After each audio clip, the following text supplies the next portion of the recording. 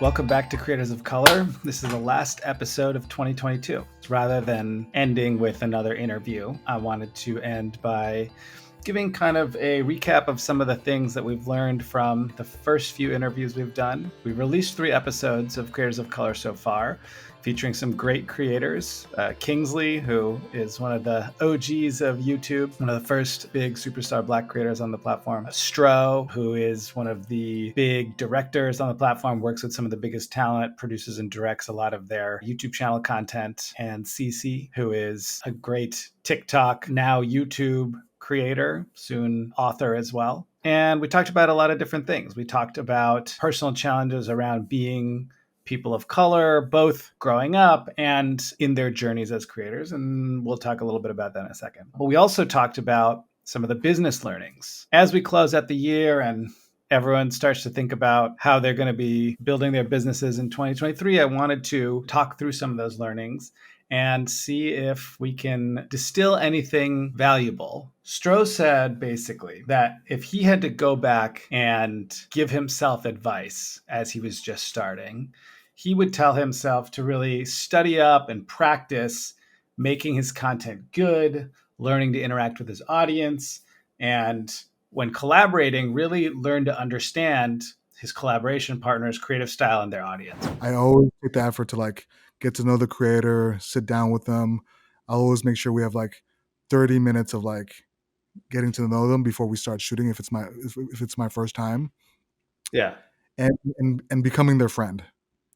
Because my whole career is based on friendship. If they feel like they're on the same side as you and that you're a friend and that you care, they'll care about not letting you down. So I think that's important to build that relationship. Really study up on presenting information. Really study up on having a personality and having really good content to share to the audience. And I think this is super important. What really matters the most in anything that you're doing, whether it's creating content, whether it's building a product, is that the thing has to be good. Now, the thing might not be good overnight, right? I don't think this podcast is good yet. I think it's okay. And I think it's getting better every time. You should always be trying to make the thing better, a little bit better every time. The more you make something, the more chances you have to get better. And if you get a little bit better every time and you're doing it a lot, you're going to grow. I don't think the podcast is very good, right? The first one we did, I did with Kingsley. He was a good friend of mine, which is why I asked him to do it first with me. I stumbled over a lot of words and I've rambled on questions and I didn't ask things that I should have and blah, blah, blah. But the thing is, if I get a little bit better each time, I'm going to get a lot better pretty quickly. And the more I try, the better I get. That all sounds obvious, but let me show you what the math looks like. So if I do 26 episodes a year, and I get 1% better each time, I basically improve over the course of the year by 28%. If I get 2% better each time, I'll improve by 64%. And if I get 3% better each time, I get twice as good by the end of the year. That's how compound growth works, right? And so you want to always be striving to get a little bit better each time, because over time, as long as you're getting better than you were last time, you will become an expert. You will become incredible at what you do fairly quickly. It's when you're not trying to get better, when you're not actively thinking about it, where you're not trying to figure out, what did I do wrong last time? What could I do better next time? All of those things make you better. If you do all of those things, you will get better so much faster. And the better you get, the faster you're going to grow and the more successful you're going to be. And I think that is kind of what I took away from Stro's suggestion. The next thing that I want to talk about, another point that both Stro and Kingsley made in different ways. Kingsley said basically that because he worked with teams over the course of his career that were mostly white, he missed out on a lot of opportunities that could have been a good fit for him. Not because those people didn't care or because they were being racist, nothing like that. It was simply because having a lack of diversity in his network and in the people around him meant that he was only exposed to certain kinds of opportunities that those people either had access to or thought of or whatever it was. That includes me, by the way. I'm not white. I was on Kingsley's team. But for example, I never worked with BET. I wasn't able to bring him opportunities on their red carpet. Because like even me, like on this is a dumb example, but like, I was at the VMAs and the AMAs and all this stuff. I didn't get to go to the BET Awards until like 2016, which is crazy because I feel like that's the first place that I should be. Because I feel like you do kind of get opportunities based on who you're with. And so if I'm working with all white people, then I'm probably going to get more white leaning opportunities than if I was with someone else. Related to this, a piece of advice that Stro gave, he's specifically giving it to white people that want to be allies, but I think it is applicable to everyone, is to build a Rolodex of creators outside of your existing network. Because it's really easy to see what's in front of you, right?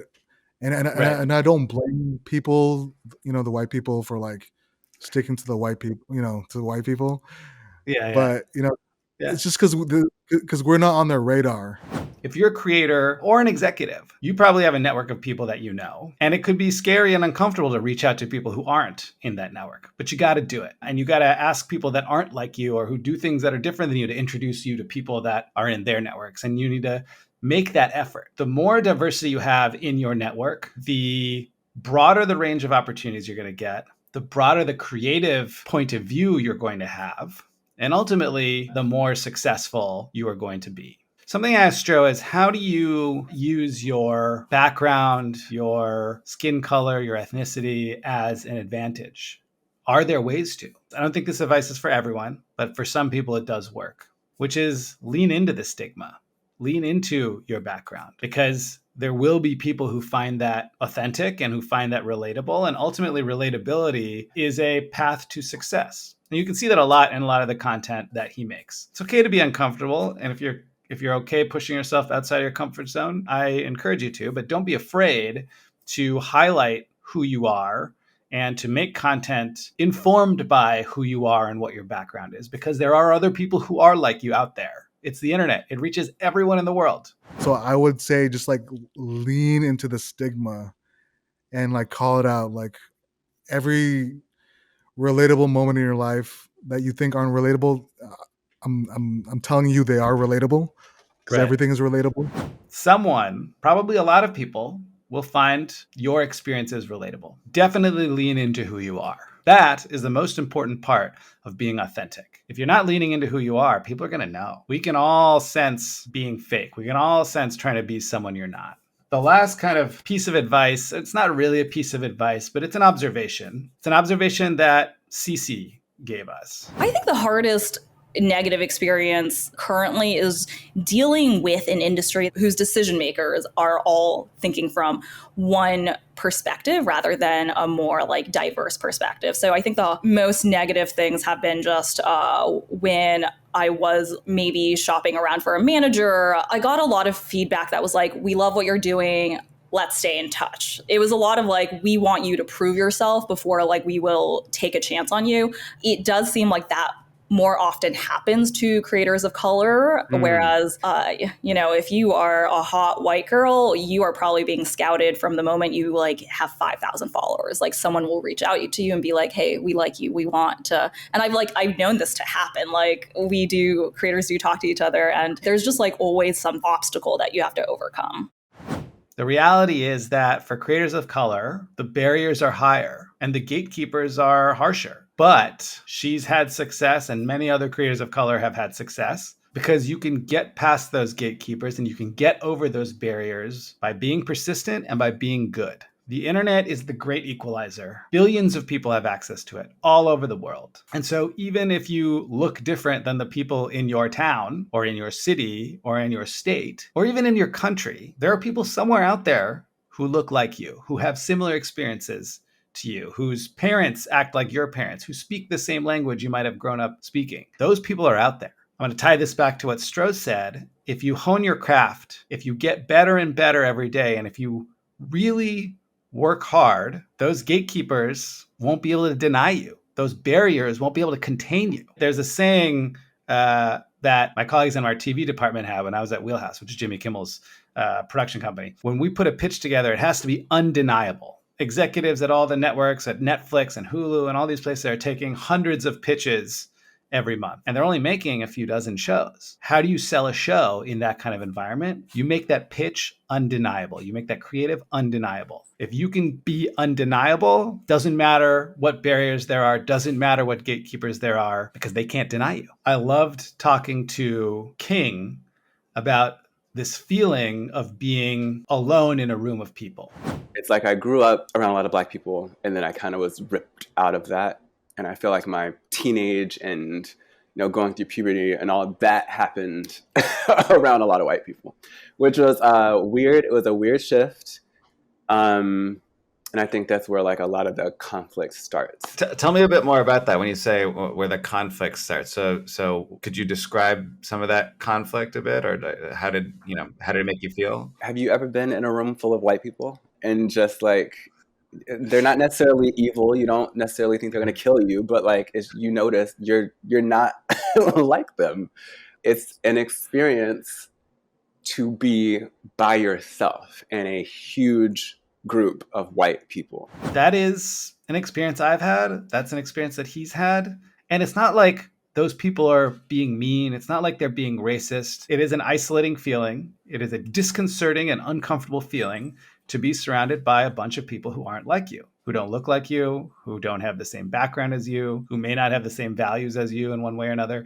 I had never really been able to express that with anyone. I'd never heard anyone else talk to me about that. And so talking to Kingsley about that, I think, was very therapeutic for me. Similarly, talking to Stro about this feeling of being disconnected. Stro felt disconnected from other people in the Vietnamese diaspora and other Asian Canadians and Asian Americans. I often have felt the same. And for him and I, it was this very similar reasoning. Like, we spent most of our time while growing up with people who weren't of the same background and trying to assimilate and trying to fit in. Not just trying, successfully doing it, because that's what we had to do. But now that we're adults, we want to connect more with our heritage, with our culture, with our parents and our families and their peers. That's something he's been struggling with. That's something I've been struggling with. And I'm sure that we're not the only ones out there. So if you have felt similarly, leave a comment, DM us, leave a review.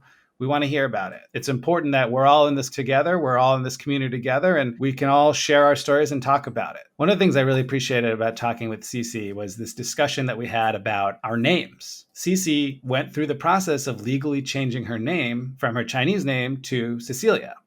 My actual Chinese name is Xie. And that was my legal name for a really long time. And then in college, I actually did go through the whole process of a name change. I think at that time, I just thought it was like a necessary thing to do in order to advance in the world. And like we'd all seen those studies, right, about resumes and how if you just change the name, you get a different response. And I try to do it so much on the existing world's terms, right? It's like, it's just what I have to do. And only now as our world, I think, gets a little bit better about recognizing all of these issues that we're talking about. Am I able to stop and think, is this actually what I want to be like playing into?